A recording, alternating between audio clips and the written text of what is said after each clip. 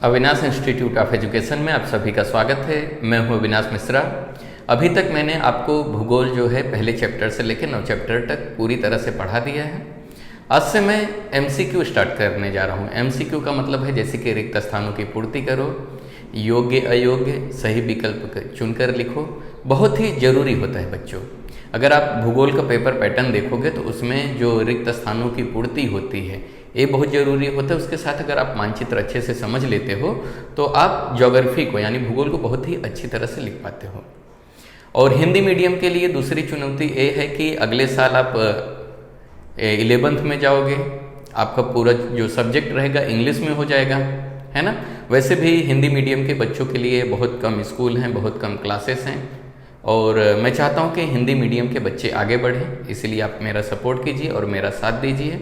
Video को पूरा देखिए और ज़्यादा से ज़्यादा लोगों तक शेयर कीजिए ताकि अगले साल जब हिंदी मीडियम के बच्चे इंग्लिश मीडियम में जाएं तो इस चैनल के माध्यम से जो भी इंग्लिश का कॉन्सेप्ट है उसको समझ सकें और अच्छे से पढ़ सकें और हिंदी मीडियम के भी बच्चे आगे बढ़ सकें। तो चलो लेक्चर शुरू करते हैं और समझते हैं। देखो बच्चों, रटना और समझना दो अलग अलग चीज़ें होती हैं। अगर आप इसे रट के लेते हो तो आपको बहुत ज़्यादा रटना पड़ेगा, जब तक आपको याद नहीं हो जाएगा तब तक रटना पड़ेगा। अगर आप इसको अच्छे से समझ लेते हो तो आपको रटने की ज़रूरत नहीं है। सवाल कैसे भी पूछेगा आप जवाब दे पाओगे। तो आप समझने की कोशिश कीजिए, रटने की नहीं, ठीक है। पहला प्रश्न है, सही विकल्प चुनकर पूर्ण कीजिए। आपको दिया जाएगा 4 विकल्प दिए जाएंगे, उसमें जो सही रहेगा वो आपको लिखना रहेगा। पहला प्रश्न देखते हैं, भारत का सुदूर दक्षिणी छोर डैश नाम से पहचाना जाता है। इसमें पूछ रहा है कि भारत को जो सबसे दक्षिणी छोर है वो किस नाम से पहचाना जाता है। तो यहाँ पे भारत का मैं नीचे वाला भाग बना रहा हूँ, मान लेते हैं भारत का नीचे वाला भाग। तो यहाँ पे दक्षिणी छोर है, यहाँ से भारत शुरुआत होती है। तो ये दक्षिणी छोर किस नाम से पहचाना जाता है यही पूछ रहा है। तो ये जो भारत का जो दक्षिणी छोर है, यहाँ पे दक्षिणी छोर का मतलब समझो, ये ऊपर वाले को उत्तर कहते हैं, नीचे वाले को दक्षिण कहते हैं, सबसे नीचे वाले भाग को दक्षिण कहते हैं। तो ये जो भाग है इसको किस नाम से पहचाना जाता है? इस वाले भाग को हम लोग इंदिरा पॉइंट कहते हैं। क्या कहते हैं? इंदिरा पॉइंट। भारत का जो सबसे दक्षिणी छोर है उसको हम लोग इंदिरा पॉइंट कहते हैं, जो कि यहाँ पे है। समझ में आ गया? तो प्रश्न वही है। अब देखो, भारत का सुदूर दक्षिणी छोर डैश नाम से पहचाना जाता है। तो आपका राइट आंसर क्या रहेगा? इंदिरा पॉइंट। दक्षिणी छोर, अगर मुख्य भूमि की दक्षिणी छोर पूछता है तो दक्षिणी छोर जो भारत का है ये होता है कन्याकुमारी। लेकिन मुख्य भूमि का नहीं पूछा है, खाली पूछा है भारत का सुदूर दक्षिणी छोर, सबसे दक्षिणी छोर। तो जो रहेगा क्या रहेगा आपका? इंदिरा पॉइंट रहेगा। अगर मुख्य भूमि का पूछता तो आता कन्याकुमारी, ठीक है। दूसरा प्रश्न देखते हैं, भारत और ब्राजील में डैश प्रकार की शासन प्रणाली है। अभी चुनाव होता है, चुनाव होने के पास वहाँ पे किस प्रकार की शासन प्रणाली है? तो भारत में जो होता है जनता के द्वारा सरकार चुनी जाती है, यानी कि जनता क्या करती है? वोट देती है। वोट होने के बाद सरकार का चुनाव होता है। तो इस प्रक्रिया को हम लोग प्रजातांत्रिक कहते हैं। तो भारत में जो है प्रजातांत्रिक शासन प्रणाली है, तो ब्राजील में भी वही है, प्रजातांत्रिक शासन प्रणाली। प्रश्न को समझो पहले। भारत और ब्राजील में डैश प्रकार की शासन प्रणाली है। सैन्य, यानी कि भारत का जो शासन है, सैन्य यानी कि सेना तो चलाती नहीं है। साम्यवादी, साम्यवादी यानी कि जो दूसरे पार्टी दल होते हैं वो भी नहीं चलाती है ना। प्रजातांत्रिक यानी जो शासन प्रणाली है वो प्रजातांत्रिक है। हर 5 साल में जनता क्या करती है? अपने मंत्रियों का चुनाव करती है। जिसका चुनाव करती है वही देश का शासन चलाता है। इसे हम लोग क्या कहते हैं? प्रजातांत्रिक कहते हैं। अध्यक्षीय, अध्यक्षीय तो नहीं है। समझ में आ गया? तो क्या है? प्रजातांत्रिक। इसका सही जवाब है प्रजातांत्रिक। भारत और ब्राजील में जो है प्रजातांत्रिक शासन प्रणाली है। अगला प्रश्न देखते हैं, दक्षिण अमेरिका महाद्वीप के डैश ये 2 देश ब्राजील से सीमा नहीं बनाते। तो यहाँ पे 2 देश का नाम दिया गया है और पूछ रहा है कि दक्षिण अमेरिका जो महाद्वीप है इनमें से जो ये 2 देश हैं जो ब्राजील के साथ सीमा नहीं बनाते हैं। अगर आप ब्राजील के ये वाले भाग को आप देखोगे तो ब्राजील के बहुत सारे पड़ोसी देश हैं, है ना। तो उनमें से कौन से ऐसे पड़ोसी देश हैं जो ब्राजील के साथ सीमा नहीं बनाते हैं, यही हमें समझना है। तो आपने देखा रहेगा, मैंने दूसरे पाठ में आपको पढ़ाया था कि ब्राजील के कौन कौन से पड़ोसी देश हैं, आपको याद भी करना पड़ेगा। हो सकता है घुमा के पूछ लिया जाए। तो यहाँ पे देखते हैं चिली, इक्वेडोर। अगर आप यहाँ पे पड़ोसी देशों में देखोगे तो आपको चिली, इक्वेडोर देखने को नहीं मिलेगा। अगर ब्राजील के पड़ोसी देशों में देखोगे तो आपको चिली, इक्वेडोर देखने को नहीं मिलेगा। आपको अर्जेंटीना देखने को मिल जाएगा, बोलीविया देखने को मिल जाएगा, फ्रांसीसी गुयाना देखने को मिल जाएगा, कोलंबिया देखने को मिल जाएगा, सूरीनाम मिल जाएगा, उरुग्वे मिल जाएगा, लेकिन चिली, इक्वेडोर देखने को नहीं मिलेगा। तो इसीलिए चिली, इक्वेडोर जो ये दो देश हैं वो ब्राज़ील के साथ सीमा नहीं बनाते हैं, क्योंकि हमने ब्राज़ील के पड़ोसी देशों में वो नाम देखा ही नहीं। तो जो चिली, इक्वेडोर है वो ब्राज़ील के साथ सीमा नहीं बनाते। सीमा बनाना मतलब ब्राज़ील से सटा होना, समझ में आ गया, जिसे हम पड़ोसी देश कहते हैं। अगला देखते हैं, वाक्य योग्य है या अयोग्य। आपको यहाँ पे बहुत सारा वाक्य दिया गया है, पूछा जा रहा है योग्य है या अयोग्य। आप कह सकते हो सही है या गलत है, ठीक है। अयोग्य वाक्यों को सुधार कर फिर से लिखो। जो योग्य रहेगा उसको योग्य लिख के छोड़ दोगे, लेकिन जो अयोग्य रहेगा उसको सुधार के फिर से लिखना रहेगा, तभी आपको मार्क्स मिलेगा। चलो इसको समझते हैं। पहला प्रश्न देखते हैं, ब्राजील मुख्य रूप से दक्षिणी गोलार्ध में है। पूछ रहा है ब्राजील जो है मुख्य रूप से दक्षिणी गोलार्ध में है। दक्षिणी गोलार्ध क्या होता है, पहले आप इसको समझ लो। पहले आप गोलार्ध को समझो क्या होता है, तब आप प्रश्न पढ़ोगे तो आपको उत्तर आसानी से आ जाएगा। ये देखो, ये पृथ्वी है, पृथ्वी के बीचों बीच जाती है विषुवत रेखा। विषुवत रेखा पृथ्वी को दो बराबर भागों में बांट देती है। ऊपर वाले भाग को हम लोग उत्तरी गोलार्ध कहते हैं, नीचे वाले भाग को दक्षिणी गोलार्ध कहते हैं। ये जो बीच में विषुवत रेखा है ये क्या करती है, पृथ्वी को दो बराबर भागों में बांट देती है। तो ऊपर वाले आधा भाग को हम लोग उत्तरी गोलार्ध कहते हैं और नीचे वाले आधे भाग को हम लोग दक्षिणी गोलार्ध कहते हैं। तो ब्राजील यहाँ पे है, ब्राजील यहाँ पे स्थित है। समझ में आ गया।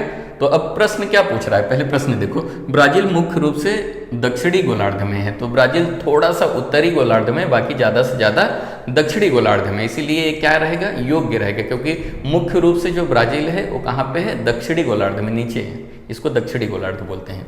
तो इसको आप योग्य लिख के छोड़ दोगे। जो योग्य रहेगा उसको खाली योग्य लिख के छोड़ दिया जाएगा, जो अयोग्य रहेगा उसको अयोग्य लिखना पड़ेगा, फिर सुधारित वाक्य फिर से आपको लिखना पड़ेगा।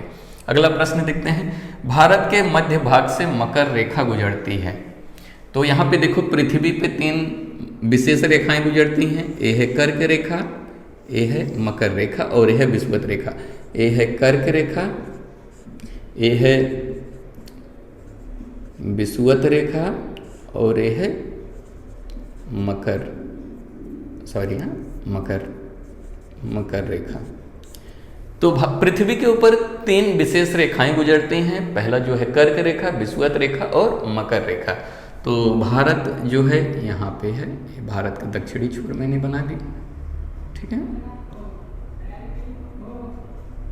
मैंने यहाँ पे भारत बना दिया, ठीक है, मान लेते हैं भारत है।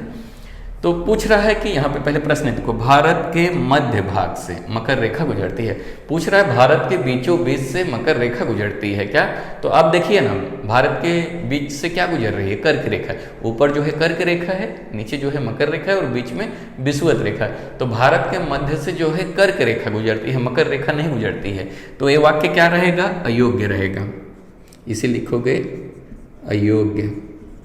फिर आप इसके आगे लिखोगे सुधारित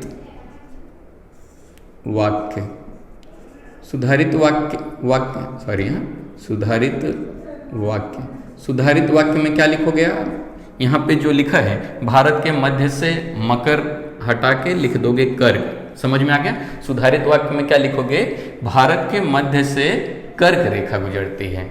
समझ में आ गया। सुधारित वाक्य में क्या लिखोगे, भारत के मध्य से कर्क रेखा गुजरती है, ठीक है। अगला प्रश्न देखते हैं, ब्राजील का रेखांशी विस्तार भारत से कम है।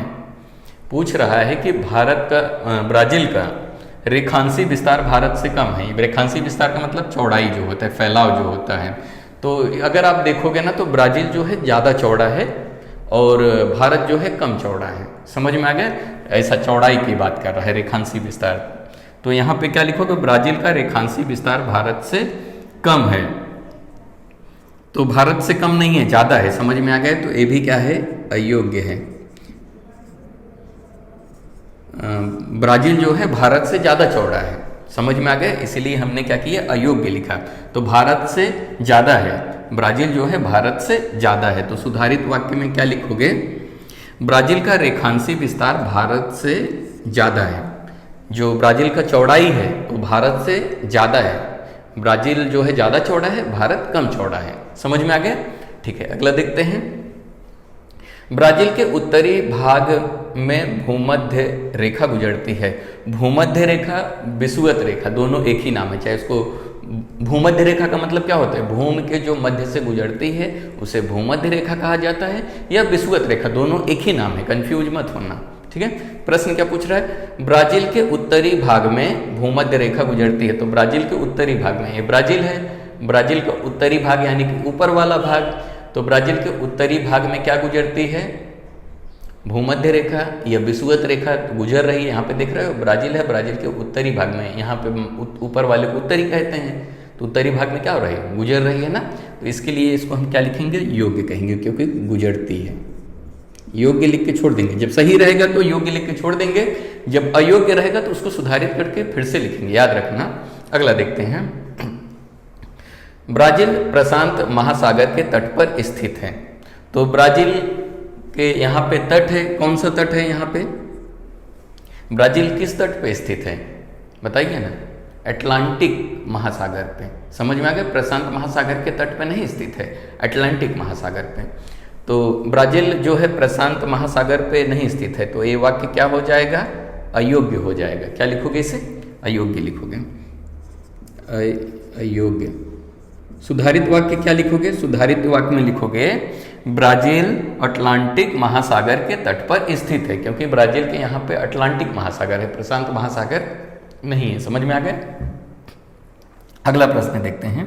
भारत के पश्चिमों उत्तर में पाकिस्तान है। भारत के पश्चिम उत्तर में, तो यहाँ वाले ए वाले पार्ट में बोल रहा है। तो ए पाकिस्तान है, हाँ यहाँ पे पाकिस्तान है। तो प्रश्न क्या है? फिर से, भारत के पश्चिम उत्तर, पश्चिमोत्तर का मतलब पश्चिम उत्तर में पाकिस्तान है।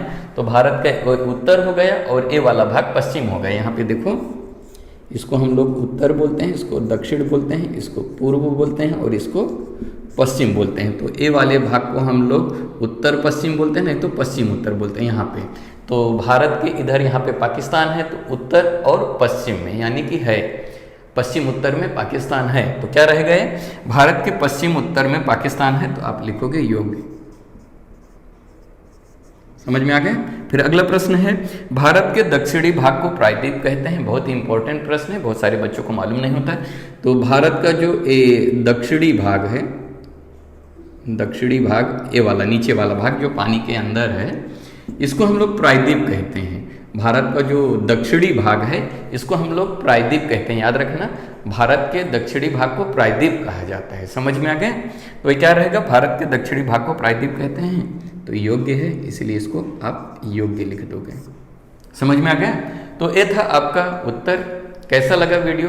कमेंट जरूर करके बताइए और वीडियो को ज़्यादा से ज़्यादा शेयर कीजिए। वीडियो देखने के लिए धन्यवाद।